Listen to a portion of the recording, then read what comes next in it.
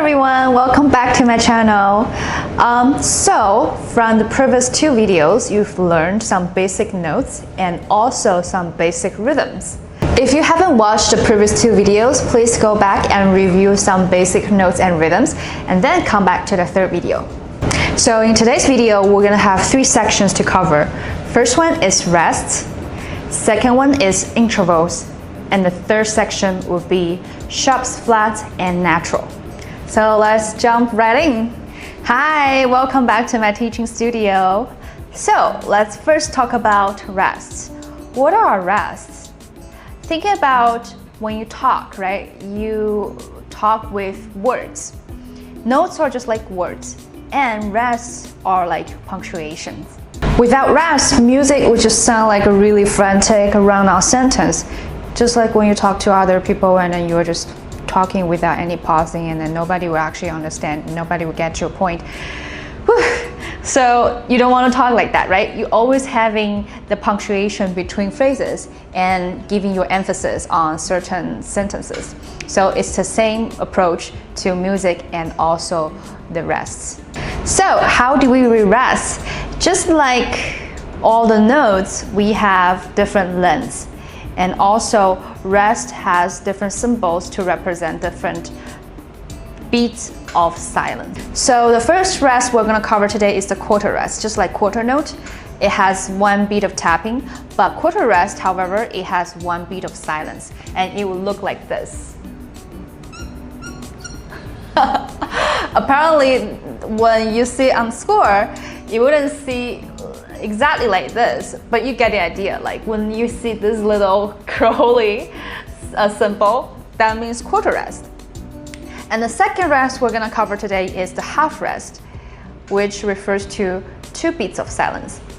So make sure that the half rest is on the third line, and you just do like a little box right here.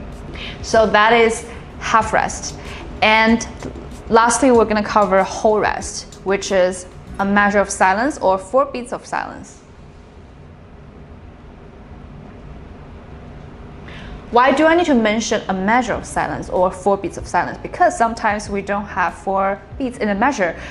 Sometimes we might just have 3 beats. So we could also use whole rest because that means a whole bar of rest. See, the difference between the half rest and the whole rest is one is on the bottom and the other one is on top. Please do not get confused with these two, okay? So some people might just get it reversed, like, okay, this is half, this is whole. No, this is half rest. Half rest, and this is whole rest. And this is quarter rest. This is the one that's pretty unique, so you won't get wrong with this one. Some other rhythmic patterns I would like to address today is the dotted half note and also 8th note, as well as 16th notes. These are the very common rhythmic patterns that we use, for daily basis. So I would like to quickly go through this and also their rest. Okay.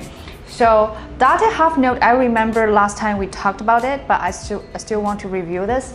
Dotted half note looks like a half note, but has a dot next to it, which with 3 counts. So when you see this, you're gonna tap 1, 2, 3, count for 3 beats. And then I don't think we have any rests that were 3 counts of silence. So in this case, you would just use the whole rest, okay? And the second note rhythm that we're gonna learn is the 8th rest. So it's similar to quarter note, but we have a little tail. See the little tail here? So that's actually 0.5. So 2 8th notes equals to 1 quarter count. So that means 50 cents plus a 50 cents equals to 1 quarter note, which is 1. If you're good at math or counting money, then that would be the way. And what's even smaller than 8th is the 16th. 16th notes has 2 tails. So if this is 0.5, this is half of 0.5 will be 0.25. Think about if you get 1 quarter coin, how many quarter coins you need to have in order to have $1? 4, right? So basically we need 4 of these that can equals to 1 quarter note. So 1, 2, 3, 4. And then when we have 4 16th notes together, see we're tying this tail together and then draw the second line because we have 2 tails. And this would equals to a quarter count. Okay, so we just talked about 8th note, 16th notes. Now let's talk about how we draw their little rests, okay? So 8th note has 1 tail, so does its rest. We also have a little tail. It looks like this. 8th note, 8th rest. 16th notes, 16th rest. See, we're always having 2 tails for 16th and 1 tail for 8th. So second section will be covering intervals. Why do we need to talk about intervals? It's so crucial in the future when you study music theory. How can you make a major sound chord or how can you make a minor sound chord? It's all based on the intervals. So what is interval exactly? It is the distance between 2 notes. Let's say if we are going from C to D. We're counting as step 1 and step 2. So from C to D will be an interval of 2. If we go from C to E, so we'll go from 1, 2, and 3. That will be an interval of 3. And then interval of 4, interval of 5, if we start counting from middle C, interval of 6, 7, and 8. Okay, so the last section today we're gonna covering is the flavor, which is sharps, flats, and also natural. Remember last 2 videos, we only talked about the notes that's on the white keys. But how about the black keys? Here we are. So, sometimes it's kind of boring to just using the white keys because it only has, certain amount of notes and the best combination you could get is just based on all the white keys. If you want to add some flavor to music, that's where the black keys come in. And that's when we need to use accidentals, which refers to sharps, flats, and natural sign. Before we dive into sharps, flats, and natural signs, I would like to briefly introduce you whole step and half step. So a whole step means there are 2 keys next to each other, but they do have a note in between these adjunct notes. That's called the whole step. The half step, however, do not have any notes in between these 2 notes. So if we go from C to D, that's a whole step. If we can go from E to F, that's a half step because we do not have any note in between E and F. This is important because later on when we, still music theory, how are we gonna count major or minor mode? It's all by counting the whole step and half steps. Maybe you are not getting it right now, but you'll get it in the future. I'll come back to this later when we talk about music theory, okay? So now let's get into sharps. What is a sharp? Sharp look like this, a hashtag. So whenever you want to use a sharp, you're gonna raise the note half step up. So for example, if you are on C, now you're playing C. What if you want to play a C sharp? So remember, first you need to raise the key half step up. So what is raise? Raise is always going to the right direction, and then lower is always going to the left direction on the keyboard. So this direction is up. This direction is down. We need to raise half step up from C. That means a half step would be this to this. because in between this white key and this black key, we do not have any extra keys in between these two. So this will be C sharp. So D will be half step up. This will be D sharp. E, half step up, will be this one. So this one is E sharp. So this key can also be F, right? Because theoretically, if you don't have any accidentals, the natural key itself will be just F. And then F to F sharp, half step up. G to G sharp, half step up. A to A sharp, half step up. B to B sharp, half step up. So now you get to use all the black keys, right? So yeah, that's sharps. We're raising half step up from the original white key. Now let's talk about flats. It's the same thing, but lower a half step up. So first of all, flat looks like this. It looks like a B, lowercase b. Whenever you see this sign, that means you're gonna lower the note half step down from the white key. For example, if we go from the top C here, this is C. Half step down will be going this way. Half step down will be C flat. And the C flat itself also means B, because C, D, E, F, G, A, B. And B flat will be half step down going to this black key here. And then A, half step down, going to this black key. G, half step down. F, half step down will be to this white key, F flat, which also refers to E. E flat will be lower half step, D, this, and C again, this, C flat. So it's the same process, but it's the opposite side. Now you learned sharps, flats. What about naturals? It's easy.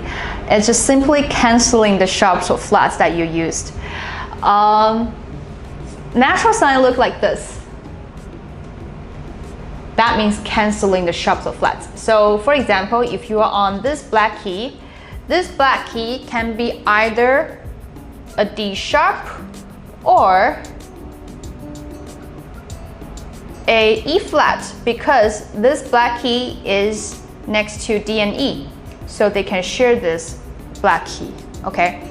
If we go from this and we want to say, okay, I don't want to use this sharps or flats anymore, I want to go back to E or I want to go back to D, just simply use this. Or if it's on a note, it will be just this. How simple is that? Okay, that's a lot of ground to cover today. So far we've hit rest, intervals, accidentals, and also some basic rhythms. Before we put all these small pieces into the real music, if this is clicking for you, please make sure that you are subscribed so you don't miss out any others videos. Okay, time for the fun part. Let's see these ideas in action in one of the most famous piano pieces, Beethoven's Für Elise. So before we put our hand on the keyboard, we need to take a look at the score and see what are the things that we're familiar with. First, treble clef, bass clef, the time signature that tells you we have 3/4 beats in the measure. And next are the things that we covered today. The first 2 beats we have on the right hand is the half rest. So we have to count 1, 2, and then start playing from your right hand. In the left hand, see, we have a whole measure of rest, right? So we just need to keep it silent for 2 measures. And then let's do the right hand together. So I've marked all the fingerings that you need to use for this piece. Just keep that in mind whenever you start this piece. Make sure that you are following the fingering. That will make your life so much easier. So we're gonna start from 5, finger 5 on E. That's the first note we're hitting on the right hand. And then we're using 4 on D sharp. And then just do this. So from the first 2 beats of silence, 1, 2, and then B3 hitting this. And then second measure, we're gonna have same thing. And then we have, see, now we're going from E to B, and then we're using our 2 on B. And then our 4 is already there. A skip up from B will be, see the natural sign on D? We're actually canceling that D sharp in that measure and going back to the Y key. And then step down from D. Okay, so let's do this one more time.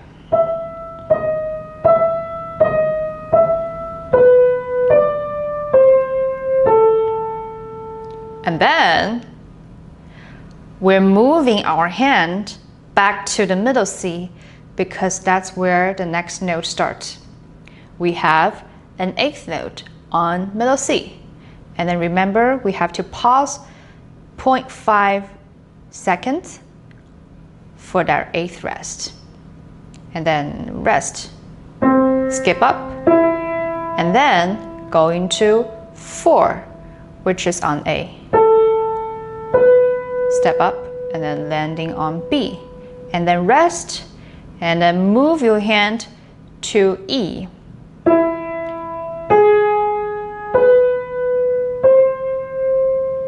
And then we actually rest again, but this time it's an octave. Make sure you're going from the bottom E, going to top E, and then repeat the theme again. And then basically you're just repeating the first phrase.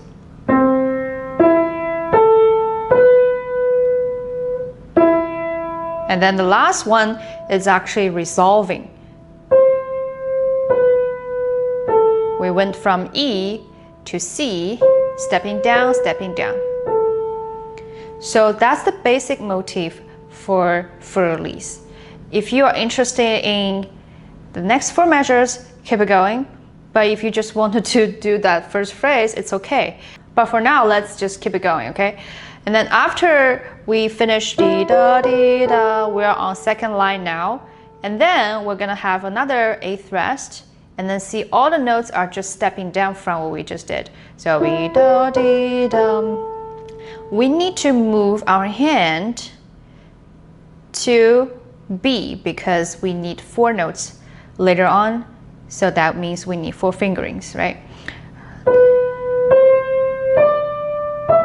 That's how we finish this one. And then the next one is G. We have our thumb on G. And then going up to F, stepping down. And then going down to F. And then going to E, stepping down. And then stepping down from F to E, and then going to D, stepping down. Okay? And then the last 2 measures from the second line is just repeating from the beginning again. So 1, 2.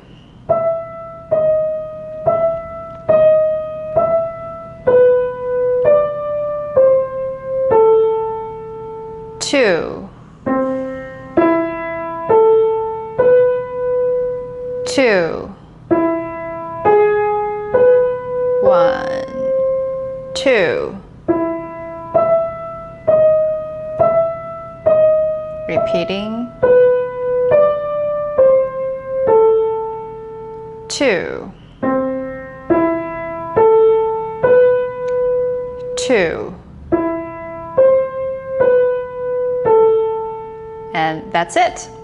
Okay, now let's get started with our left hand. The first note we already know that's an A because it's one step up from G, which is A, right? Okay, so let's put 2 on A because we have, other fingers that's on the other spots. And then let's press this 2 and hold it for 2 counts and then release it for a quarter rest.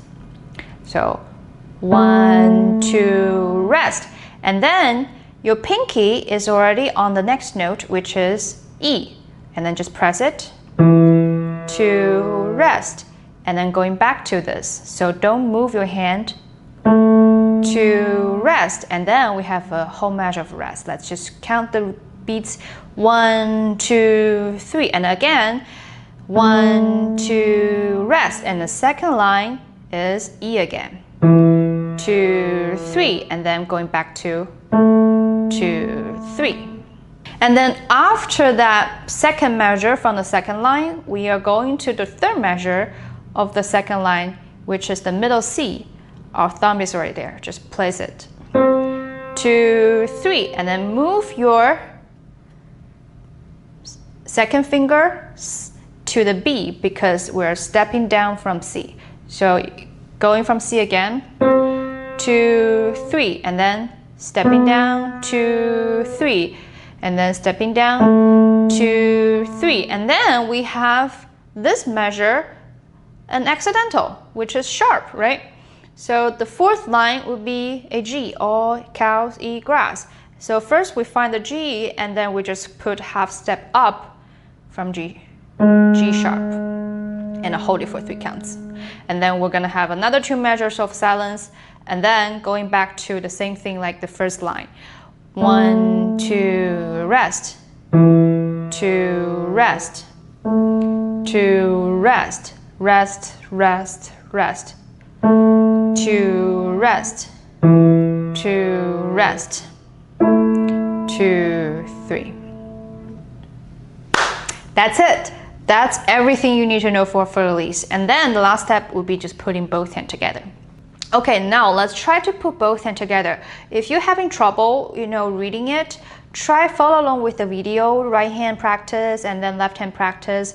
Practice along with the video and then get to the both hand section, okay? So we're gonna count the beat. 1, 2.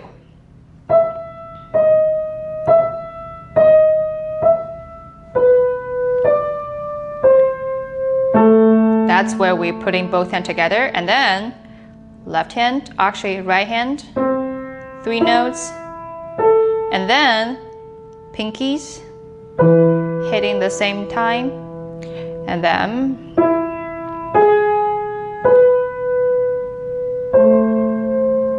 okay, and then another phrase, same thing.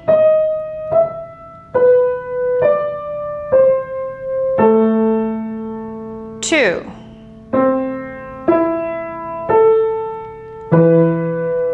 Next line now. Okay, that's the first phrase. If you just want to learn the first phrase, just stop right here. And if you want to learn a little bit of a middle section, let's keep it going. So after we hit the A, and then we're gonna move our finger 2 to B and then place 1, 2, 3, 4, 5 here. And then make sure that you're hitting the 5 with thumb, okay? So do the first 3 notes. And then we have another 3 notes. And then left hand is here. And then right hand. And then this time both hands on 3. And then 4 on the black key. And then that's everything new so far. And then next we're gonna just have 2 beats of rest and then just repeating the same material from the beginning. Now let's just go through it for real quick.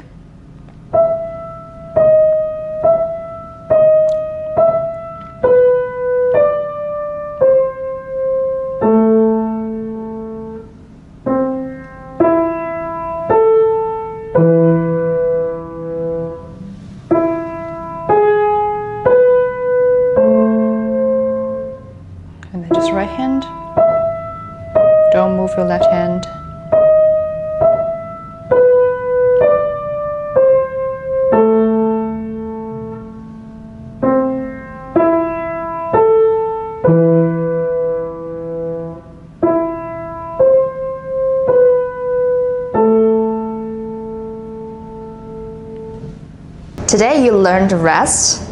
Rest are the music punctuation. Helps to creating rhythm and also breathing room. And you've also learned music intervals, which refers to the distance between two notes. And in this case, you could create melody and tunes. And then you learn sharps and flats. These are the secret ingredients to add flavor and also emotions. And then some new rhythmic patterns like dotted half note, eighth note, and also 16th notes. So far, you've taken a really huge leap. Next time when you listen to music, you start to understand why they are taking a pause, which refers to the rest, and also the rhythmic patterns that makes you pump, and also the intervals that created in between the melody. Thanks again for watching episode 3 from 0 to 1 series.